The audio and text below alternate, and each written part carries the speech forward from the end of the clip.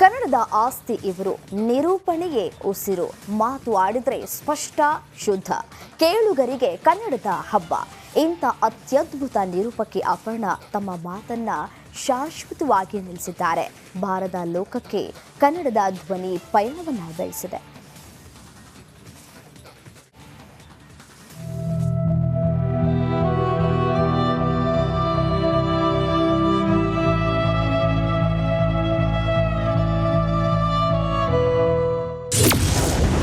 ಕನ್ನಡದ ಖ್ಯಾತ ನಿರೂಪಕಿ ಅಪರ್ಣಾ ಇನ್ನಿಲ್ಲ. ಕ್ಯಾನ್ಸರ್ನಿಂದ ಕೊನೆಯುಸಿರೆಳೆದ ಅಪರ್ಣಾ ಕನ್ನಡದ ಕಂಠ, ಸ್ಪಷ್ಟ ಮಾತು, ಶುದ್ಧ ಭಾಷೆ, ಅಕ್ಷರಗಳಿಗೆ ಜೀವ ತುಂಬಿದ ನಿರೂಪಕಿ, ಕನ್ನಡ ಭಾಷೆಯನ್ನು ಮತ್ತಷ್ಟು ಹಿತವಾಗಿಸಿದ ನಟಿ. ಇವರು ಮಾತನಾಡಿದರೆ ಭಾಷೆ ಹಿಂದೆ ಸರಿದು ಭಾವ ಮುಂದೆ ಬರುತ್ತಿತ್ತು. ಕನ್ನಡಿಗರ ಕಿವಿಯನ್ನು ಇಂಪಾಗಿಸುತ್ತಿತ್ತು. ಕನ್ನಡಿಗರ ಮನಗಳಿಗೆ ಅಷ್ಟೇ ಯಾಕೆ, ಕನ್ನಡದ ವರ್ಣಾಕ್ಷರಗಳಿಗೆ ಅಪರ್ಣಾ ಮಾತೆಂದರೆ ಅಚ್ಚುಮೆಚ್ಚು. ಇಂಥ ಅದ್ಭುತ ನಿರೂಪಕಿ ಅಪರ್ಣಾರ ಮಾತು ನಿಂತು ಬಿಟ್ಟಿದೆ. ಭಾರದೂರಿನತ್ತ ಅಪರ್ಣಾ ಪಯಣ ಬೆಳೆಸಿದ್ದಾರೆ.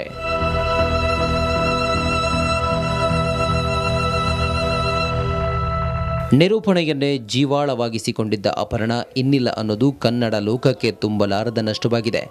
4ನೇ ಹಂತದ ಕ್ಯಾನ್ಸರ್ನಿಂದ ನಿನ್ನೆ ಸಂಜೆ ಬೆಂಗಳೂರಿನ ಬನಶಂಕರಿ ನಿವಾಸದಲ್ಲಿ ಕೊನೆಯುಸಿರೆಳೆದಿದ್ದಾರೆ.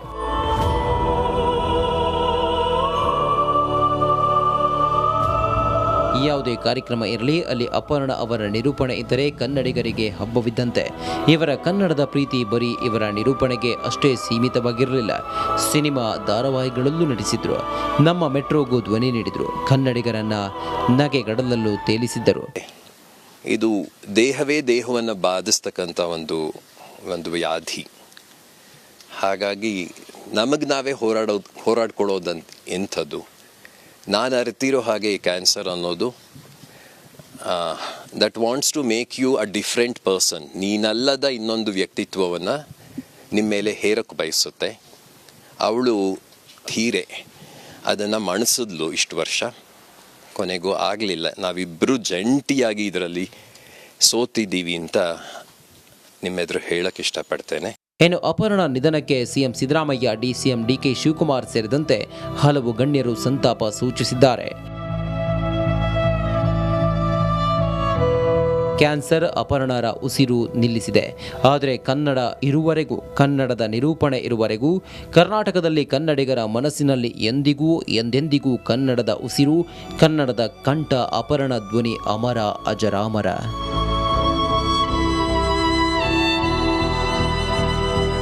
Bureau report, Republic Kannada.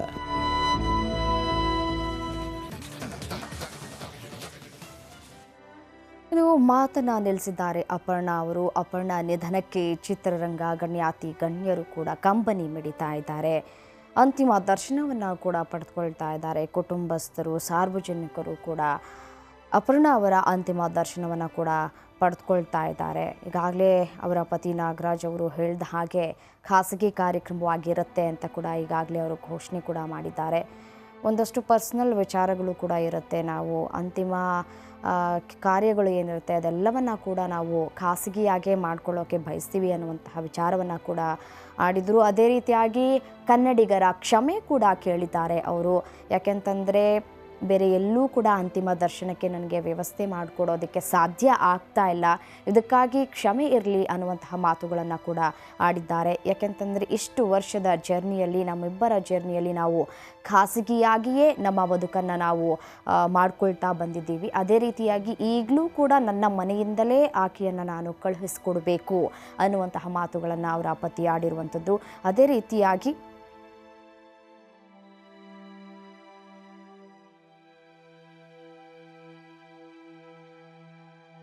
ಇನ್ನು ಇದೇ ವಿಚಾರಕ್ಕೆ ಸಂಬಂಧಪಟ್ಟಂತೆ ನಮ್ಮ ಜೊತೆ ಮಾತನಾಡಲಿಕ್ಕೆ ನೀಲಾ ಜೇವರ್ಗಿ ಅವರಿದ್ದಾರೆ. ಅಂದರೆ ಮಜಾ ಟಾಕೀಸ್ನಲ್ಲಿ ಅಪರ್ಣಾ ಜೊತೆಗೆ ನಟನೆಯನ್ನು ಮಾಡಿದವರು. ಮೇಡಮ್ ನಮಸ್ತೆ. ನಮಸ್ತೆ ಮೇಡಮ್. ಮೇಡಮ್, ನಿಜಕ್ಕೂ ಅಪರ್ಣಾ ಅವರು ಇನ್ನಿಲ್ಲ ಅನ್ನುವಂತಹ ವಿಚಾರ ಇದೆಯಲ್ಲ, ಅದು ನಿಜಕ್ಕೂ ಬಹಳ ನೋವನ್ನು ತಂದಿದೆ ಅಂತಲೇ ಹೇಳ್ಬೋದು. ನಿಮ್ಮ ಜೊತೆಯಲ್ಲಿ ಅವರ ಒಡನಾಟ ಹೇಗಿತ್ತು ಅನ್ನೋ ಒಂದು ವಿಚಾರವನ್ನು ಮೆಲುಕು ಹಾಕೋದಾದರೆ? ಮೇಡಮ್, ಹೇಳ್ಕೋಬೇಕು ಅಂದರೆ ಅವರು ಮಗು ತರ ಮನ್ಸವರು, ತುಂಬಾ ಒಂಥರ ಮುಗ್ದ್ರು ಅವರು. ಹ್ಮ್ ನಮ್ ಜೊತೆಗೆ ಏನೇ ಒಂದ್ ಸ್ವಲ್ಪ ಹೇಳಿದ್ರು ಅಥವಾ ಏನಾರ ಅಕ್ಕ ಈ ತರ ಆಗಿದೆ ಅಂದ್ರೆ ನಾವು ಎಲ್ಲದಕ್ಕೂ ಸ್ಪಂದಿಸ್ತಾ ಇದ್ರು. ಹ್ಮ್ ಹ್ಮ್ ರೀಸೆಂಟ್ ಆಗಿ ಕೂಡ ಈಗ 2 ತಿಂಗಳ ಹಿಂದೆನೆ ನನಗೆ ಕಾಲ್ ಮಾಡಿದ್ರು, 2-3 ತಿಂಗಳ ಹಿಂದೆ. ಹ್ಮ್ ಇಲ್ಲ ಕಣೇಮ್ಮ, ಇಲ್ಲಿ ನಿಮ್ಮೂರ ಹತ್ರ ಪ್ರೋಗ್ರಾಮಿಗೆ ಬರ್ತಾ ಇದ್ದೀನಿ, ಮನೆಗೆ ಕರ್ಕೊಂಡು ಹೋಗಲ್ವೇನೆ ಅಂತ ಈ ತರ ಹೇಳಿದ್ರು. ಹ್ಮ್ ಹ್ಮ್ ಹ್ಮ್ ನೆನ್ನೆ ಈ ವಿಷಯ ಕೇಳಿ ತುಂಬಾ ಸಡನ್ಲಿ ಶಾಕ್ ಆದೆ ನಾನು, ಲಿಟ್ರಲಿ. ಯಾಕಂದ್ರೆ ಜೊತೆಗೇನೆ ವರ್ಕ್ ಮಾಡಿದೀವಿ, ಅಕ್ಕ ತುಂಬಾ ಕ್ಲೋಸ್, ಅಥವಾ ಯಾರಿಗೂ ಏನ್ ಅನ್ನೋರಲ್ಲ, ಯಾರಿಗೂ ಒಂದ್ ಮಾತು ಹೇಳೋರಲ್ಲ ಅವರು. ಕೆಲ್ಸದ ಟೈಮಲ್ಲೂ ಅಷ್ಟೇ ತುಂಬಾ ಆಕ್ಟಿವ್ ಆಗಿ ಕೆಲಸ ಮಾಡೋರು. ಅವ್ರು ಕಲಿಯುವಂಥದ್ದು ನಮ್ಮ ಮತ್ತೆ ಯುವ ಪೀಳಿಗೆಗೆ ತುಂಬಾ ಇತ್ತು. ಸೊ ಸಡನ್ಲಿ ಶಾಕ್ ಆಯ್ತು ಈ ವಿಷಯ ಕೇಳಿ. ಅದು ಇನ್ನೂ ಅರಗಿಸ್ಕೊಳಕ್ ಆಗ್ತಿಲ್ಲ ಮೇಡಮ್ ಅಷ್ಟೇ. ನೀವು ಕೊನೆಯದಾಗಿ ಅಪರ್ಣ ಅವ್ರನ್ನ ಯಾವಾಗ ಭೇಟಿಯಾಗಿತ್ತು ಅಂತ? ನನ್ ದುರಾದೃಷ್ಟ, ಆಕ್ಚುಲಿ ನಾನು ಮಜಾ ಟಾಕೀಸ್ ಅಲ್ಲಿ ಇರ್ಬೇಕಾದ್ರೇನೆ ಮೀಟ್ ಆಗಿದ್ದೆ. ಅವರು ಊರಿಗೆ ಬಂದಿದ್ದೀನಿ ಅಂತಂದ್ರು ನನಗೆ ಅವ್ರ ಹತ್ರ ಮಾತಾಡಕ್ಕೆ ಅವಕಾಶ ಆಗಿರ್ಲಿಲ್ಲ, ನಾನು ಬೇರೆ ಕಡೆ ಇದ್ದೆ ಅಷ್ಟೇ. ನನಗೆ ಈಗ ಹೋಗ್ಬೇಕು, ಇನ್ನು ಅವ್ರ ಹತ್ರ ಹೋಗಿ ಮೀಟ್ ಆಗ್ಬೇಕು ಅನ್ಕೊಂಡಿದ್ದೆ. ಈ ತರ ಆಗುತ್ತೆ ಅಂತ ನಾನು ಊಹಿಸೂ ಇರ್ಲಿಲ್ಲ. ಸಡನ್ಲಿ ಶಾಕ್ ಆಗ್ತದೆ. ಓಕೆ, ಆಗಿದೆ. ಓಕೆ, ಧನ್ಯವಾದ ರಿಪಬ್ಲಿಕ್ ಕನ್ನಡ ಜೊತೆ ಮಾತನಾಡಿದ್ದಕ್ಕಾಗಿ. ಇನ್ನು ನೀಲಾ ಅವರು ಕೂಡ ಮಾತನಾಡಿದ್ರು, ಅವರು ಯಾವ ರೀತಿಯಾಗಿ ಇದ್ದರು ಅವರ ಜೊತೆಗೆ ಅನ್ನುವಂತಹ ವಿಚಾರವನ್ನು ಕೂಡ ಅವರು ಹೇಳಿಕೊಂಡ್ರು. ಇನ್ನು ಇದೇ ವಿಚಾರಕ್ಕೆ ಸಂಬಂಧಪಟ್ಟಂತೆ ಸಂಜನಾ ಗರ್ಲಾನಿ ಅವರು ಕೂಡ ಮಾತನಾಡಿದ್ದಾರೆ. ಏನು ಹೇಳಿದ್ರು, ಅಪರ್ಣಾ ಅವರ ಜೊತೆ ಒಡನಾಟ ಹೇಗಿತ್ತು ಅನ್ನೋದನ್ನು ಹಂಚಿಕೊಂಡಿದ್ದಾರೆ. ನೋಡ್ತಾ ಹೋಗೋಣ. ಜೀವನ ಅಂದರೆ ಎಷ್ಟು ಸೂಕ್ಷ್ಮ, ಒಂದು ಸಣ್ಣದ ಪಯಣ ಅಂತ ಪದೇ ಪದೇ ನಮ್ಮ ಮಧ್ಯದಲ್ಲಿರೋ ನಮ್ಮ ಆತ್ಮೀಯರು, ನಮ್ಮ ಗೆಳೆಯರ ಸಾವಿಂದ ನಮ್ಮ ಮುಂದೆ ಬಂದು ನಮ್ಮನ್ನು ಕಾಡ್ತಾ ಇರುತ್ತೆ, ಹೇಳ್ತಾ ಇರುತ್ತೆ. ಬಟ್ ಸ್ಟಿಲ್ ನಾವೆಲ್ಲೋ ಒಂದು ಕಡೆ ಯಾವತ್ತಿಗೂ ಬದುಕಿರ್ತೀವಪ್ಪ, ಸಾವು ನಮಗಿಲ್ಲೇ ಇಲ್ಲ ಅಂತ ಆ ಥರ ನಾವು ಪಾಸಿಟಿವ್ ಆಗಿ ನೆಗೆಟಿವ್ ಆಗಿ ಆಡ್ತಾ ಇರ್ತೀವಿ.